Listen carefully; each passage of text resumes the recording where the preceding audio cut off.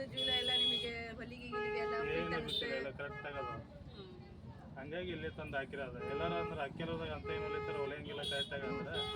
ನಾವು ಹೊಲ್ಸ ಆಗ್ಯದಪ್ಪ ಅದಕ್ಕಾಗಿ ಇನ್ನೊಂದು ಇಲ್ಲಿ ಹಾಕಿ ಅಂತ ಇಲ್ಲೇ ತಂದು ಹಾಕಿದ್ವಿ ಈಗ ಚಲೋ ಮನ್ಸಿಗೆ ಇಷ್ಟ ಆಗೈತಿ ಆಲ್ಮೋಸ್ಟ್ ಎಲ್ಲ ಜೂಲ ಹೊಲಿಯೋ ಈ ಸಲ ಅಂತೂ ಒಂದು 100-150 ಜೂಲ ಹೋಗ್ತೇವೆ ನೋಡಿ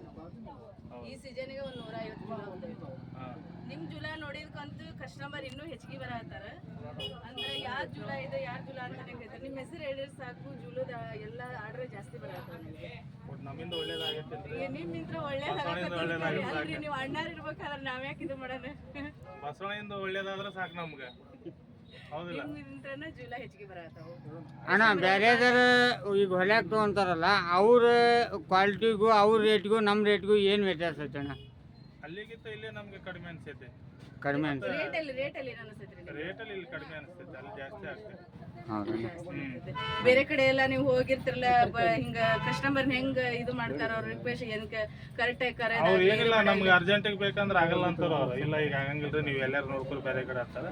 ಆದ್ರೆ ಇಲ್ಲಿ ಬಂದ್ರೆ ಹಂಗಲ್ಲ ಒಂದ್ ಸ್ವಲ್ಪ ಟೈಮ್ ಕೊಡ್ರಿ ಹೊಲ್ದು ಕೊಡ್ತೀವಿ ಅಂತ ಹೇಳ್ತೀರಿ ನೀವು ಕಸ್ಟಮರ್ ಜೋಡಿಗೆ ನಡ್ಕೊಳ್ಳೋ ರೀತಿ ಗೀತಿ ಎಲ್ಲ ಎಲ್ಲ ಚಲೋ ಕರೆಕ್ಟ್ ಐತೆ ಎಲ್ಲ ಕರೆಕ್ಟ್ ಐತೆ